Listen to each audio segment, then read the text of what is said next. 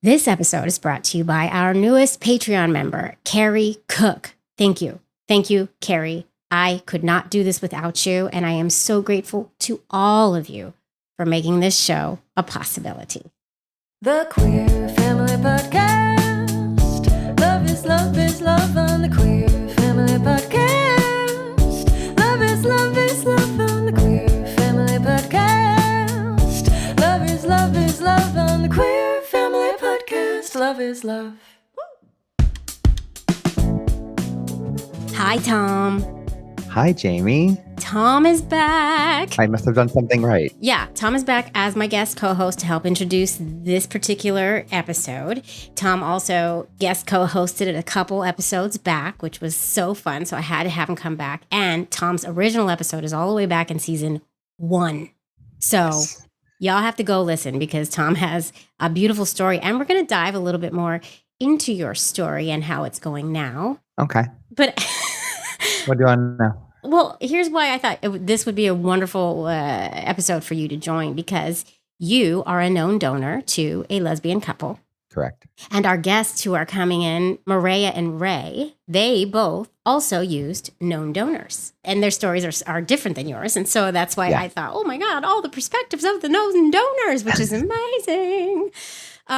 Give an overview of the sitch. Sure.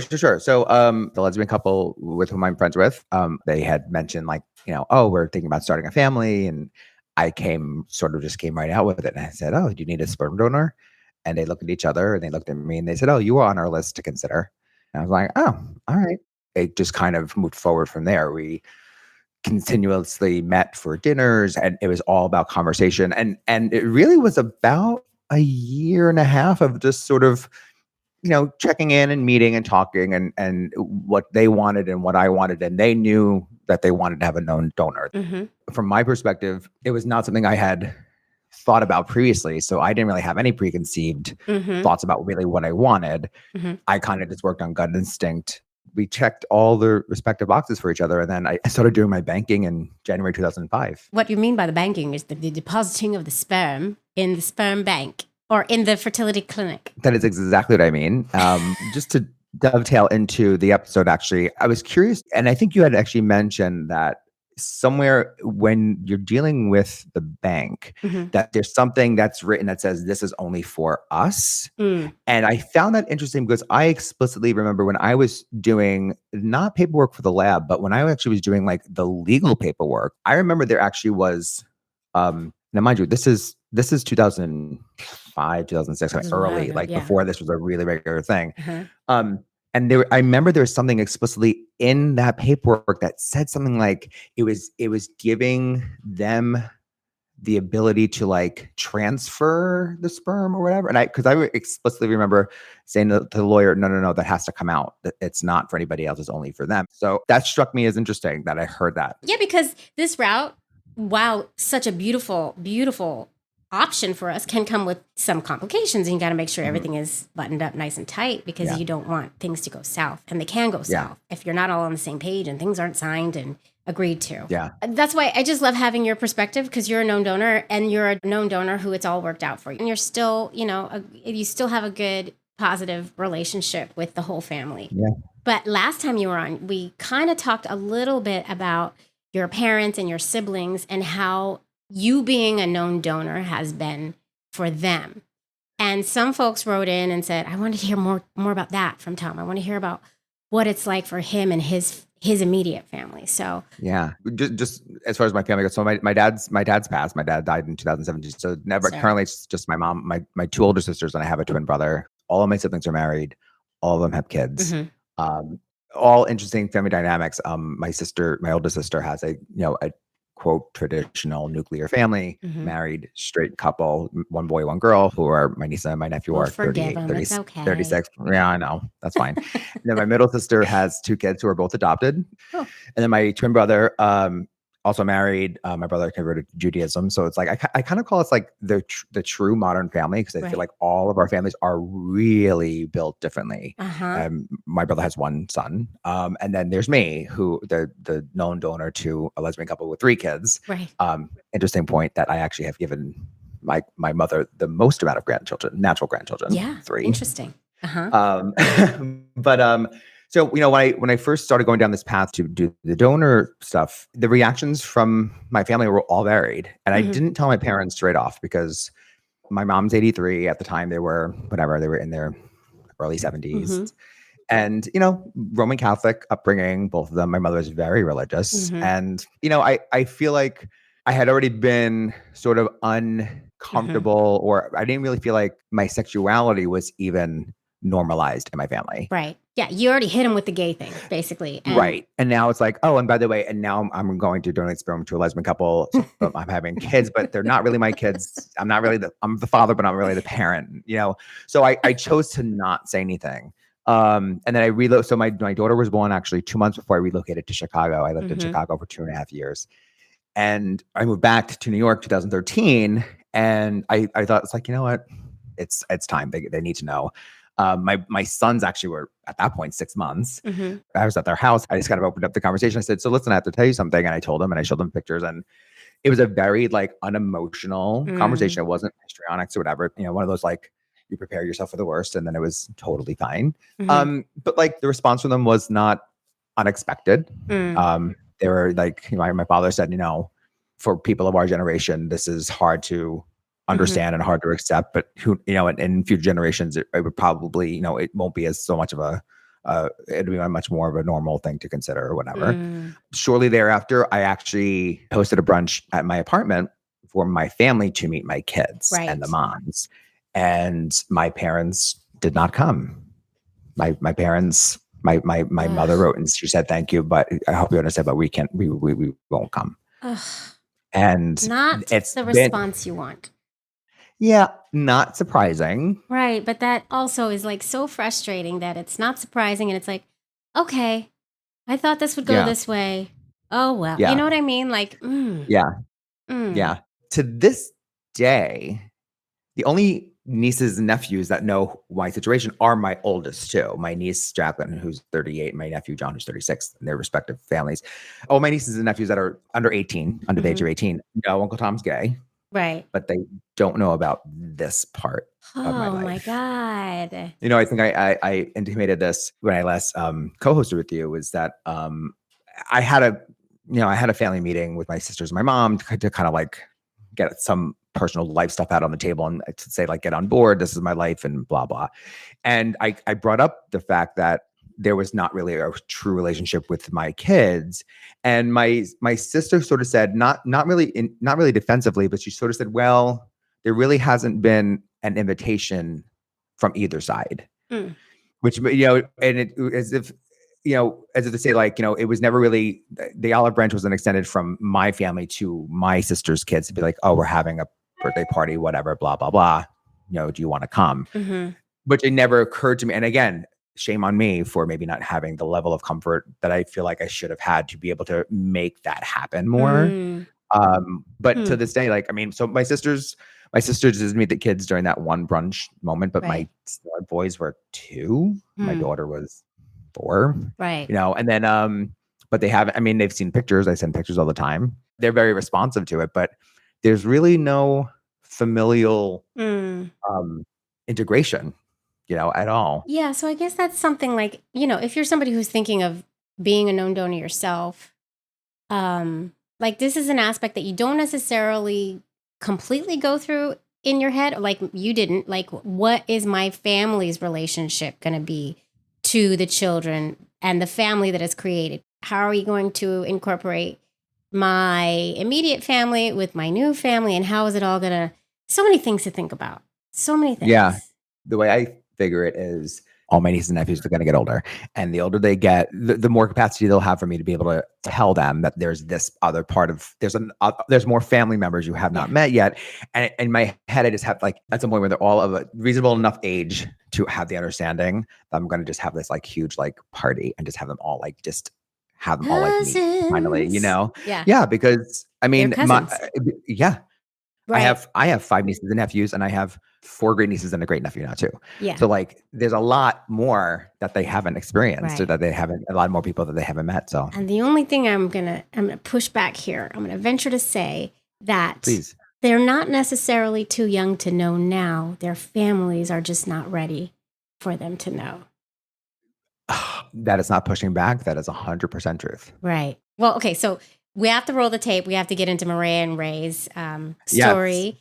And Yes. they have these Instagram accounts that are like in your face kind of birthing and pregnancy accounts. And they show it in all its rawness and all its realness. And I appreciate it immensely because it takes away that whole mystery and stigma that we put on this stuff. It's beautiful. It's beautiful. And it's also really ugly and gross sometimes. But they're pushing the boundary, they're pushing the needle, and I really appreciate that about them. So I'm really excited to introduce this episode, and everybody needs to go out and buy their book, which they will explain how you can get it and all the things. And it will be linked in the show notes for everybody. So I think we need. I do want to say that this episode is really, really eye-opening for me and very educational for me. It has all the acronyms in it. Like, yeah. I had to, because quite honestly, not familiar with what the females have to go through. I had to look up some of the acronyms and understand what they were talking about. And thankfully, I learned so much. So that is the whole point of this whole thing. So much about you that you actually took the time to look it up. Good for you. Well, yeah, because as anything, like if I'm listening to something and I want to understand the full context, I'm like, wait, pause. What is that? Okay. Now I understand. Like IUI and HSG were the two that I had to actually look up. Yeah. And we talk about those a lot on this show. Yes, you do. We got to roll the tape. Beautiful stories and also really funny. So we got to get into it. Tom, would you like to ask Helen and Beulah to roll the tape? The crotchety ladies sitting in the corner who don't do anything except push a damn button, but I still keep them on. You're employing people, Jamie. You're employing a lot of people. You're employing Helen and Beulah. Helen, Beulah, hey, over here. Roll the tape. Please. Thank you. Queer Family Podcast.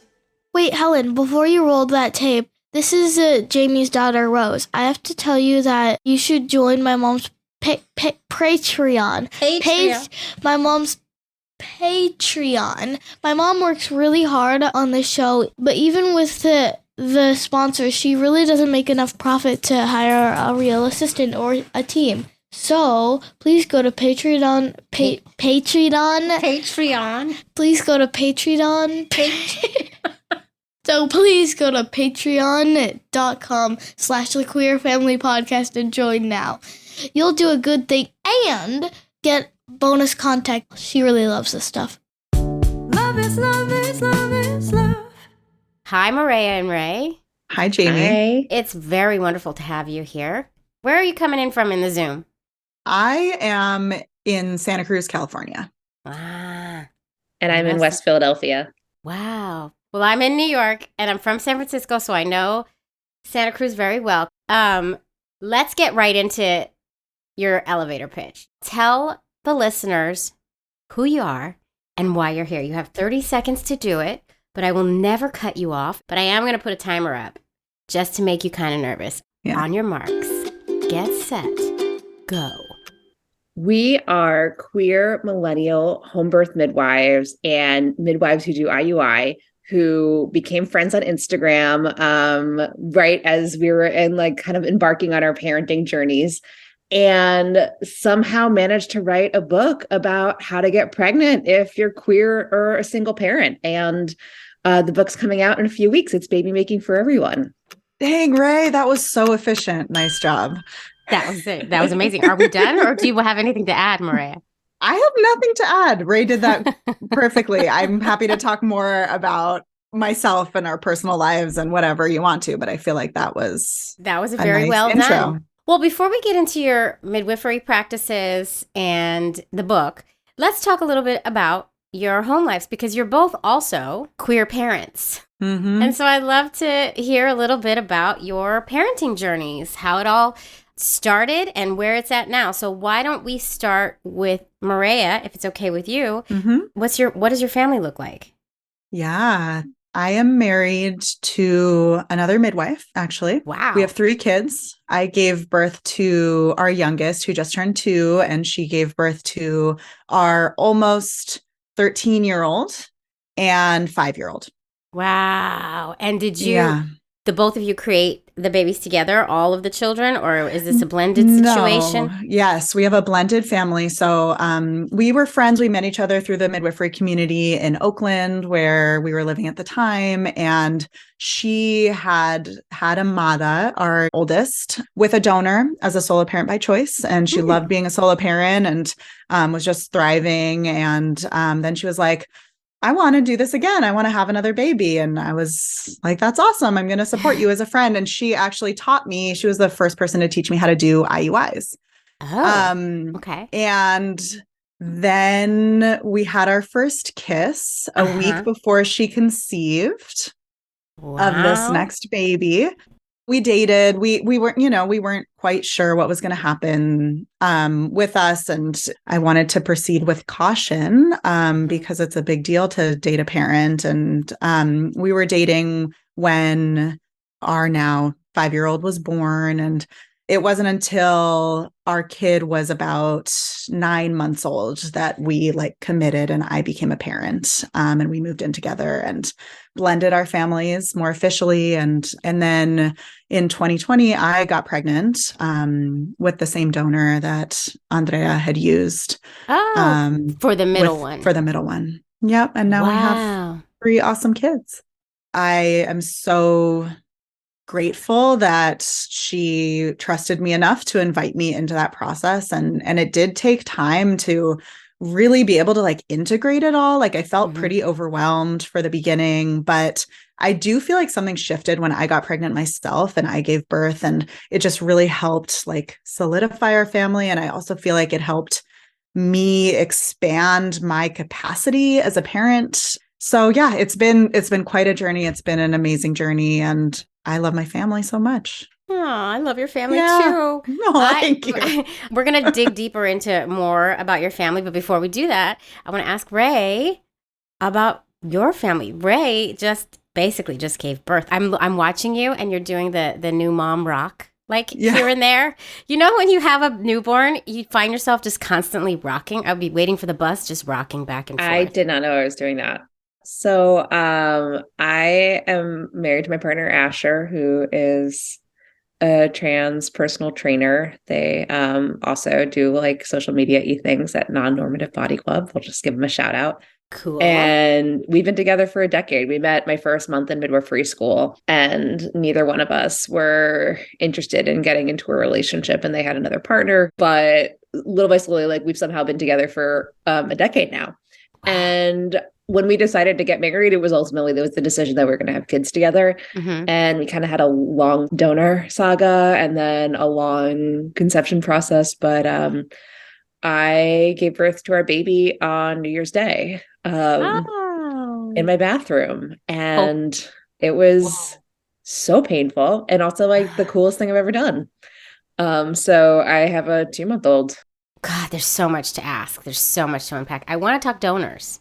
I want to talk the donor search. Ray, since we're with you, can we dig into your donor situation?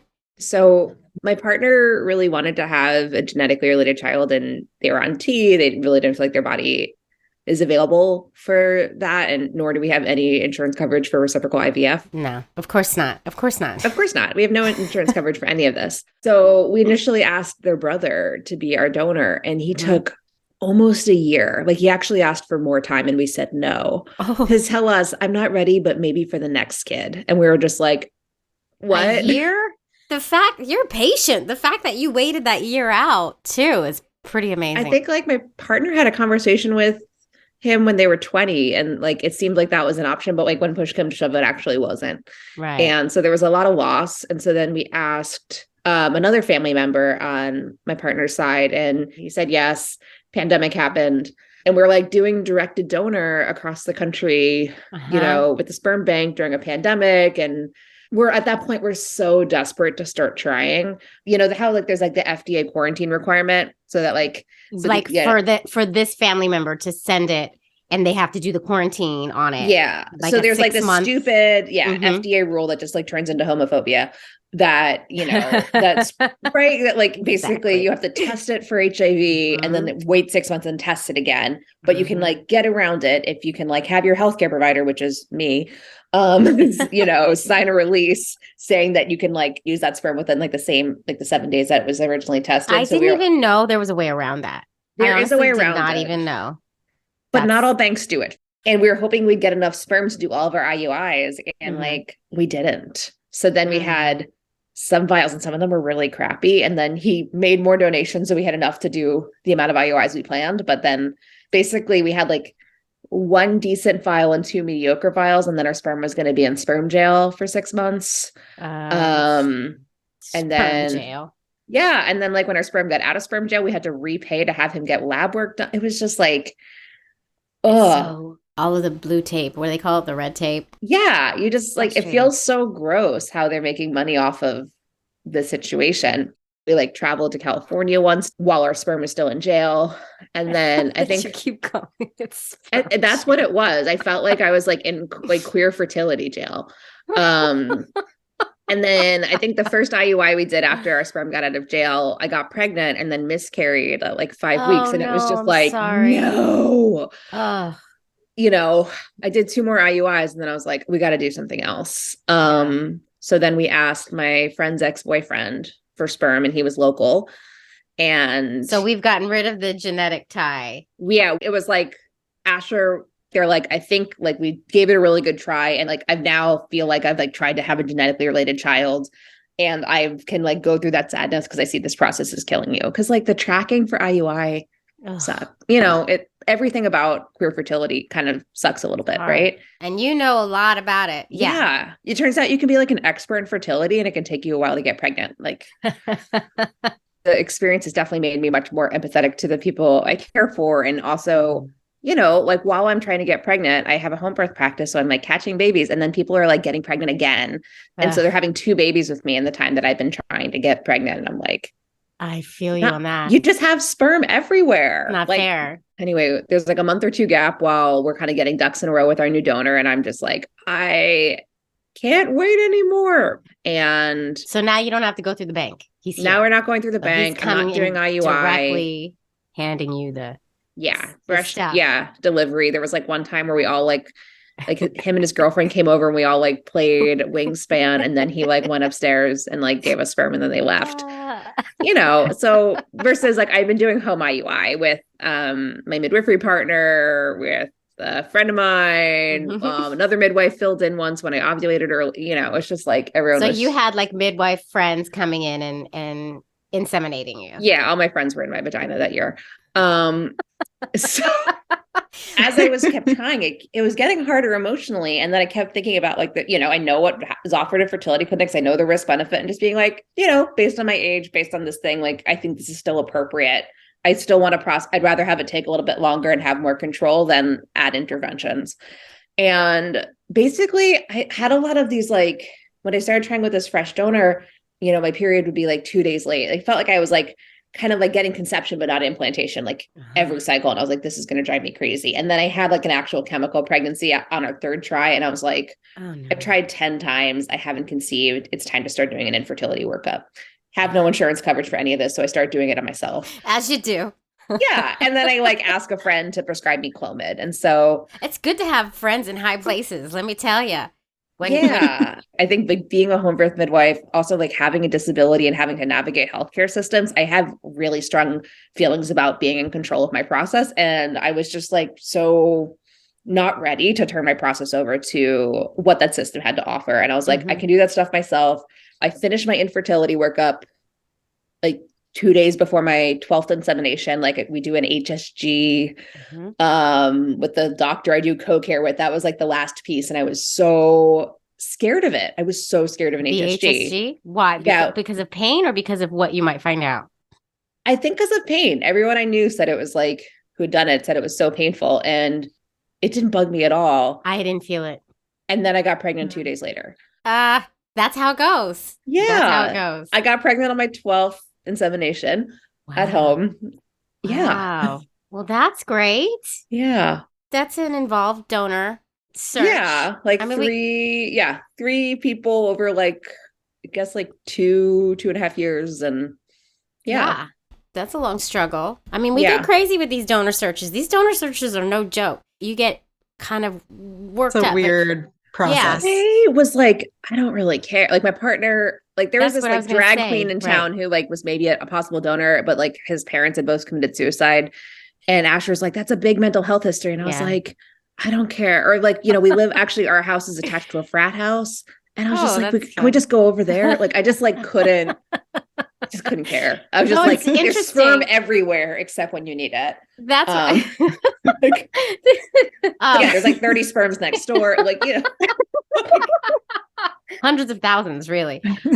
But that's why I brought it up, because you didn't seem as like caught up in the things that a lot of us get caught up in. However, your search was still extremely difficult. These donor searches are involved and tough.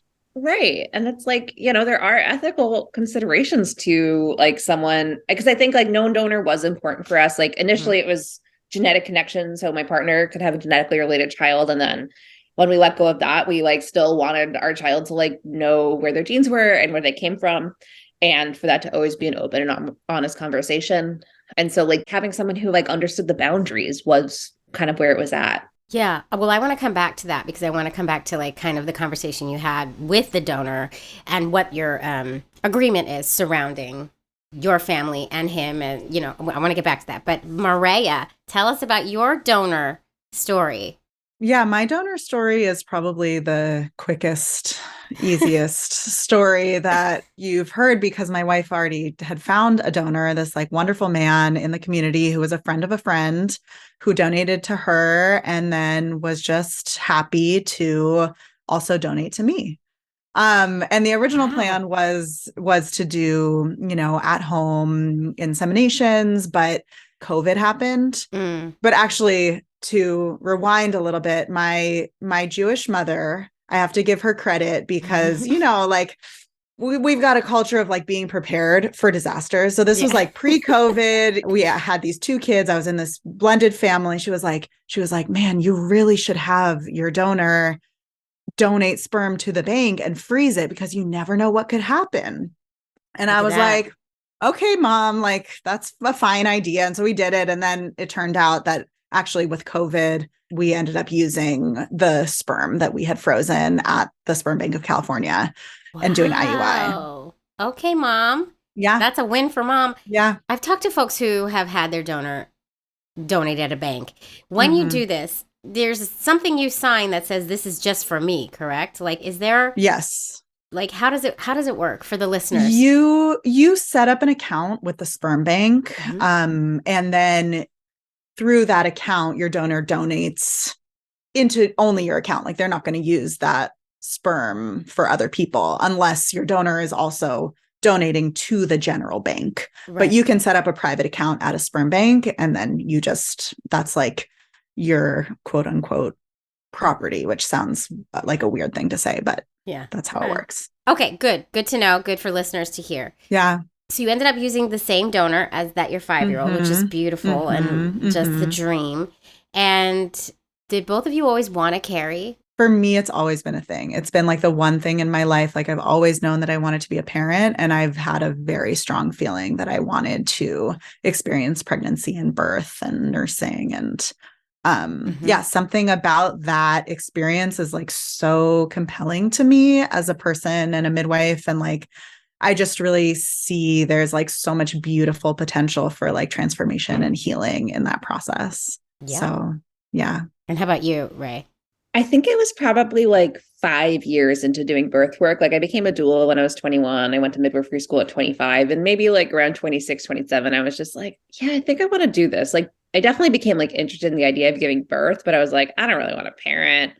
I don't know. Like that. Wise. Babies. What? Like I love them, but I was like, no, I like it's a lot of work. I just, want to go out till 4 a.m. And then, like at some point you're just like, or for me at least, I was like, I've gone out enough. Like I don't need to go to another gay bar. Right. Just like seeing the way that people looked at their babies and being like, I want to know what that love feels like. And that's why I wanted to carry. Yeah. I was the same. I've always wanted to, and I've always wanted to experience childbirth. Mainly for that reason. I wanted to experience that like crazy transformative love the moment I meet the baby. And I'll tell you what, It didn't happen for me. Mm-hmm. It didn't happen. So it doesn't happen right away for everyone. And I do feel like it's necessary to put that out there. Sometimes it's a slow burn.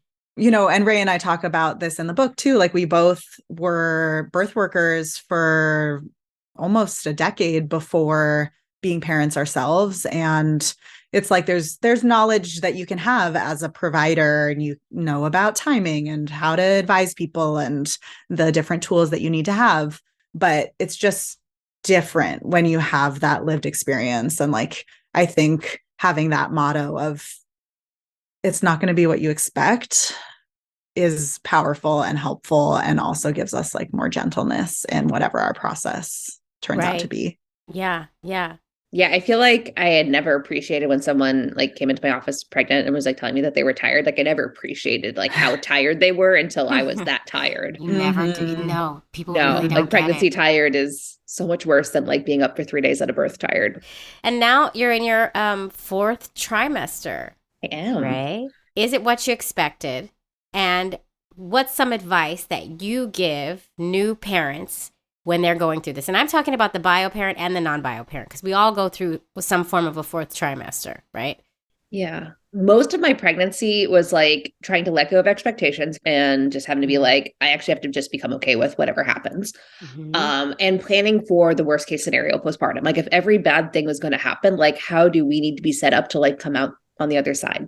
Yeah. And I feel really proud of myself. Like, I feel like, I like really set us up well. And so like some of the things that were really important was like the first week at home, we had my friends who were birth workers staying with us. So we just like had people who knew how to care for us. That's amazing. And then like, we basically had a friend here for 4 to 6 days every week for the first 6 weeks. Wow. Yeah. We were just like, had a lot of care. And then also I refused to let our families come for a while. I lied about my due date. By a few weeks. I was just like, I don't want anybody texting me and asking me if I'm still pregnant. Right. Just, I really wanted to protect that time. And we like set the expectations with our family too, that like we weren't going to have visitors in the first like 3 to 4 weeks. And our mothers were pretty upset. And I am so glad I kept that boundary. And I think like 2 weeks in, Asher was like, oh, I get why you did that. And I was like, yeah, because the support was really just about us. Like we had chosen family who like knew how to care for us. I wrote out instructions for everyone about like, this is what we like to eat. These are the things that are going to be helpful around the house. Like, these are the ways like we want to be supported. And so like anyone who like came in who wasn't a birth worker just like knew how to like kind of get in the rhythm. And my really close friend who was also my doula just coordinated everyone who came. So you really set it up like you're not doing anything for this amount of time, and it's like you were convalescing. Like you set it up like we're convalescing and y'all need to get it together to support us in this way, in this way, in this way, in this way. And that's what we're going to do. Kind of amazing. That's completely opposite of my birth, but it's amazing. And nothing happened the way I thought it was going to. I love this conversation because I think the way that Ray set themselves up is like how everybody should be treated in their postpartum. And in our culture, we don't know to do that. And I think, you know, we have such high rates of postpartum depression, and it's fucking hard. Like it's a huge transition physically, emotionally, and spiritually. And when you create that little bubble for yourself, it makes such a big difference for ourselves and for babies. And I actually have a free course on my website. It's like how to prepare for the postpartum and like walking people through how to set themselves up, because it's such a big deal. It's really hard. And hard. And I have to say, like for me personally, I would have had to do a lot of personal work to get myself to a place where I could say, no, I'm taking this for me. That is not a part of my language. That's not a part of the way I do life. You know what I mean? And so that would be really hard for me. Yeah. It's a big like spiritual shift to be like, oh, I deserve to be taken care of in this way. My baby deserves this. My family deserves this. Like, it's not, a lot of us who are assigned female at birth are socialized to not feel like we can take up that space. Right. We don't take space. Yeah. And it's not actually serving anybody. No. I want to ask also, because you had 2 other kiddos when you were going through yours. And so that was an element to me too, because I had a 4-year-old at home Yeah. as well. And so Yeah. how do you navigate that? How did you do it? What'd you do? Yeah. So it was COVID. It was like kind of the height of a peak. And we hadn't been having childcare, but what we ended up doing is we had this awesome babysitter on and off when our middle kid was little. And so she ended up like testing and moving in with us for the plan was like the month around my due date. And my wife is also a midwife who has also given birth. She gave birth twice. She really understood it. So we knew like what was needed. And I had a pretty big hemorrhage when I gave birth. And so my hemoglobin levels were really low. And I was home and everything was fine, but I was really anemic, like couldn't get out of bed for the first 2 weeks. I was like peeing in a chamber pot next to the bed. And so I needed a lot of care, but I was also it was like the most amazing 2 weeks of my life. Like I was just so elated on the experience and the oxytocin and the connection. And then unfortunately we had a freak electrical fire in our house when I was 2 weeks postpartum. And in the middle of the night, and it was like super scary, and we were trapped on our balcony and had to end up moving to close to where my parents are, and it just kind of messed up our whole process. Oh God. But those See, first you 2 can't weeks, plan everything. can't plan. You can try your best. Life gets in the way. But we can try our best. You're right. We can try our best. You know, as far as like with the older kids, just like setting expectations, and we like cuddled in bed a lot and did a lot of skin to skin, and they were skin to skin with the baby. And what I like to tell my clients is first week in the bed, second week on the bed, and third week around the bed.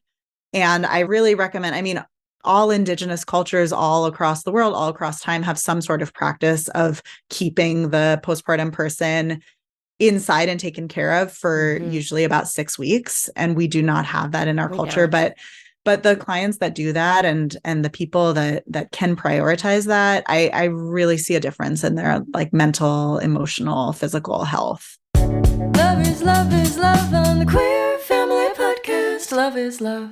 All right, Queer Fam Squad. I'm coming in here because I have something really important to talk about right now. My friend Anna, a podcaster of the Queer News, is here because she told me she was doing this thing called, what do you call it, Anna? I'm calling it Feed Swap Fridays. Feed Swap Fridays. And I thought that sounded so cool. So we are doing a feed swap. We are doing a feed swap this week. You are going to hear one of Anna's episodes. Anna, can you tell us a little bit about your podcast? Yeah, it literally is Queer News. I'm reporting on politics, entertainment, and culture at the intersections of race and sexuality. We have a good time. I love it. And as you know, at home, listeners, I would never, ever, ever share anything with you that I didn't think you were going to love. And I think you're going to love this podcast. So can you tell us a little bit about the episode you're sharing with us? Yeah, it's our episode that we actually won the Ambie for. So it's the episode. A little mic drop moment there. Hey, it's going to come with me everywhere. It has not yet gotten old.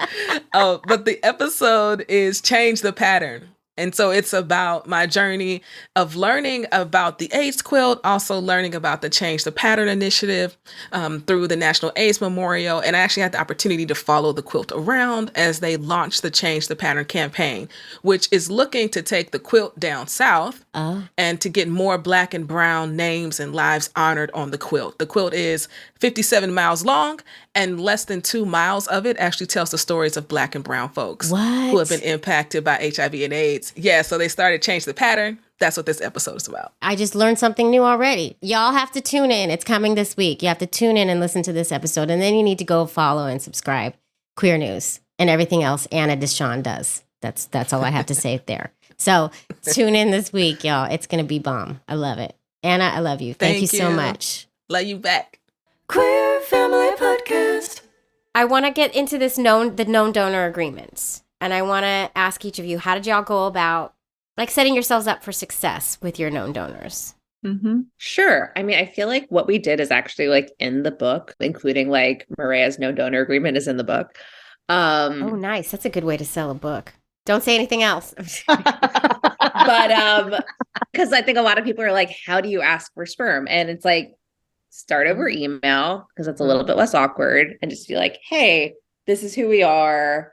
this is why we're trying to start a family, and we're wondering if you'd be open to like talking to us about the possibility of donating sperm to help us start a family. And so like when we first asked my partner's brother, we asked in person, and then with the cousin we emailed, and then we had a follow-up phone conversation. And then when it came to my friend's ex, who like we kind of knew socially, our friend kind of like did a warm intro, and then we're like, hey, this is what's been going on. We're looking to switch to like using a local donor. We have this agreement. We're also like very specific that we're like looking for someone who is going to like give us this really huge gift of sperm donation, and also understand that like we are the baby's only parents, but is like open to having their story that like this person was a part of helping us make our family like from the very beginning. And we're open to different levels of connection in the baby's life, but that like we would be the only parents. And then we like met in person, we had this conversation again, and then we sent him our known donor contract, which of course is one that has been passed around my queer community for quite a while. Like someone paid a lawyer at some point clear drafting to write a known donor agreement, and then and then it just keeps getting adopted and adopted and adopted. So that's what we used. Part of the agreement was that we asked our donor to get semen analysis and STI testing, and we asked about his sexual health practices to make sure that that was in line with the level of risk that like I was comfortable being exposed to. Do you plan on staying in contact with him? We do. He met our baby for the first time maybe like 2 weeks ago. It was cute, and it like also felt like affirming in this experience that like he's going to be part of our life. He wants to like watch this child grow up, and also is not a parent. And then he's like, my sister wants to send you brownies, is that okay? And we're like, I'm not going to say no to chocolate, right? So it's just like a relationship that's kind of like unfolding, and it's like interesting to kind of like be getting to know someone while also like having this like very interesting connection to their family. And so I think we, are of the belief that like the more people that love our child, the better. And also like the second the baby was born, we started the second parent adoption proceedings. And, there's some pretty scary court cases in the last month or so. One just happened in Pennsylvania. Oh yeah. And he was on board, and he's already signed, like our lawyer in Pennsylvania, they have, since we're married, like my partner can be on the birth certificate, but like it seems like parentage is only for the time that we're married. So and only in the state, I think. And a birth certificate does not denote parentage. Right. Just identification, which is like, okay, so what do you do with that? Yeah. What's the freaking point of that? Okay. So, but like in Pennsylvania, if you're straight, it does. It really does. It's just implied. I feel like, so like 3 weeks ago, we got the like packet from the lawyer of all the things we had to do. And like the packet with the list, and then like the follow-up tasks, like I'm like, this list feels like homophobia. Like I have no executive function right now. It took me like 3 years to get it done. It's sad. It's sad, but true, because I kept looking at that list and being like, do this shit. Maria, how about you? Yeah, similar. I have so much love for our donor.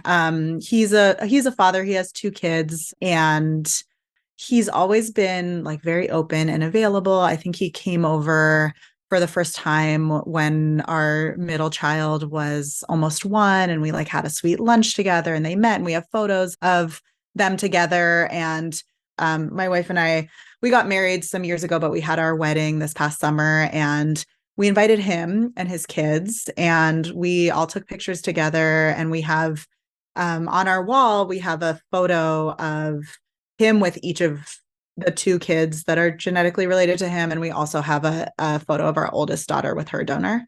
Wow. Because we just want to like hold space for that relationship and honor it. And, I think it can be helpful to kids and kind of understanding where they come from. And our 5-year-old knows all about sperm and eggs, so we talk about it, and just trying to normalize it. Like we don't have examples in our culture of what those relationships are and can be. And it's a process. And our kids, the kids of the queer families, are educating all those kids on the playground. I'll tell you that much. Yeah. Like my 9-year-old's like, no, it's a uterus. Have you ever heard of an embryo? You know what I mean? Like, totally. You need sperm, Yeah, it's great. It's so funny. I mean, they're going to change the world. Yeah. So let's talk about, I'll be scrolling Instagram, and then all of a sudden I see a baby popping out of a vagina. And this is why I was first attracted to y'all, because you're putting something out there that is thought of as this taboo thing, but it's really such a beautiful thing. And you get banned a lot, don't you, for some of these posts? So you're really showing all sides of birthing on your social media platforms. If you don't follow them, it's restore_midwifery, everybody at home, and refuge midwifery. Right? Did I say it right? Yes. Talk about what your missions are. I love that question. Being born is like the one thing that we all have in common. Like we've all been born. And I think over the years, we've really lost touch of like our animalness and the humanity in that birth process. And I feel like it's a profound experience. And there's so much potential for trauma and disconnection, and also healing and connection. And so I feel like it's like medicine to our culture to see images of like empowered people giving birth and being connected to their babies and being connected to their bodies and being supported. And like that contradicts a lot of the kind of the culture that wants to separate us from our bodies, that wants to separate us from our like autonomy and our power and our babies and our families. So yeah, it's like, it really feels healing to me. And so I try to share that. I shared my own birth experience on my Instagram, and I just started a YouTube account too. And like, I just think we need to see it. I think it's like fucking beautiful and transformative. And also for people who are about to give birth, knowing that your experience can be like that. You know, there's so much fear. We see it like that movie Knocked Up, and it's like your water breaks and then you're screaming, you're going to the hospital, and it's like this huge emergency. And, you know, birth is actually a very normal experience. And sometimes, you know, there are complications and we need to intervene. And we're so grateful that we can help birth be safer, but it is also a normal human physical experience. And so I really like demystifying that process. Yeah, that's a good word. You're demystifying the birth process. And sometimes it's very loud and in your face, but that's what birth is, right? Yeah. Right. My goal with Instagram is to increase access to the midwifery model of care through popular education, because, you know, we are home birth midwives. So, you know, we can't do that many births a year because we will be tired. And also, like, this is the United States. Less than 2% of people are having home birth. It's not going to be the norm, but we are in this really unique position where we can show people different avenues of birth. We can show people like different aspects of like queer conception, pregnancy, parenthood, and just like help build a conversation about options. And I think the more, you know, queer people that know that there are alternatives to like, you know, going to a fertility clinic, the more empowered they are, whether or not they're choosing to conceive in a clinic or out. It's just like the more we know about the options, the better we also can like advocate for ourselves and like build power in like every healthcare setting. Yeah, agreed. And that's why the work that you two do is so important. That's why this podcast is important, to tell the stories, to open up the conversation so that people can see the choices. I've learned so much since having these conversations. And I didn't know the at-home insemination was a real option for me when we started. Now I've interviewed so many folks that I think I might have gone that route, but it was too late. It's too late for me. But you know what I mean? It is really, really important to show all of the choices and all of the options. Yeah, I think it's a reproductive justice issue. You know, people should be able to not have babies if they choose to, and have all the options that they deserve to figure out how they want to have babies if they choose to. Agreed. So it's noble work. Thank you. Ditto. Yeah. So glad you've been doing this podcast and creating this resource for our community for a long time now. Yeah, I don't know how it's still going, but it's still going. And I keep hearing stories that I haven't heard, which is crazy. Yeah. We talk a lot in the book about like how just awesome and creative and brilliant like we are for how we pull this all together and create our families. And also like it's a lot of system hacking, like the systems of family, the systems of like legal formation are just not designed for us. And so, you know, really up until like the last few years, like people have just been like using community wisdom and like through storytelling, figuring out how to find a pathway forward when like there's just like no model. Right. You know, there was like 1 or 2 books 15 years ago, and then like more stories have been like put into print. And now there's like, you know, this is There's like the second guidebook coming out. Like, you know. I mean, your book is super inclusive and doing the stuff, and all these new books are coming out and just like breaking down the freaking barriers and changing it. And that's what needs to happen. Right. But like our community deserves more than a handful of books. Our community deserves healthcare that's like designed around our needs and insurance coverage that's going to match it, you know? And representation. Mm-hmm. It's like if you want to like know what it's like to experience homophobia in adulthood, you like should have a queer baby. It's just like, you know? So I'm like, I feel like I haven't really experienced much homophobia. I mean, a little bit in midwifery school, but mostly like since I was a teenager. And then I'm like, oh, right. Great new opportunity. I was like missing out on this. The little microaggressions. And then you can't hide anymore. You can't just let people assume what they want to assume. You can't let the cab driver assume you're going to go visit your boyfriend. No, actually, I'm going to see my wife. I have a wife and she has 2 moms. You know what I mean? Like you have to be out and proud all the freaking time. And that's another. I hadn't thought of that. Yeah. We had our first fun experience having to go to the children's hospital last week. And I like was kind of hitting a wall with getting misgendered and being called mom. And my partner was like, you know, if we say anything, it's going to be worse because then you're going to be actively getting misgendered. And I was like, I know, I don't want to say anything. And so then my partner said something and they're like, okay, so what do you want to be called? And I was like, I just want to be called by my name. And so they're like, okay, so mom wants to go by Ray and dad wants to go by Asher. And we're like, actually, we're just the parents. You can call me Baba, but like no one here is going to do that. So just try and call me by my name. And and then I was like actively getting misgendered for the rest of the experience. And I was like, oh my God. Well, that's the conundrum though. That's the thing. Like, am I going to say something and then have to take offense every time it's wrong? Yeah. Right. And also like, am I suddenly like being read as a cis het couple because I had a baby and so suddenly my partner became a man? Of course you are. Of course. Yeah. Right. Because we don't have any other language or the systems don't. We're going to get there, but it's a work in progress. But I'm so glad y'all are doing what you're doing. Tell everybody where they can find you and where they can find your book and all this stuff.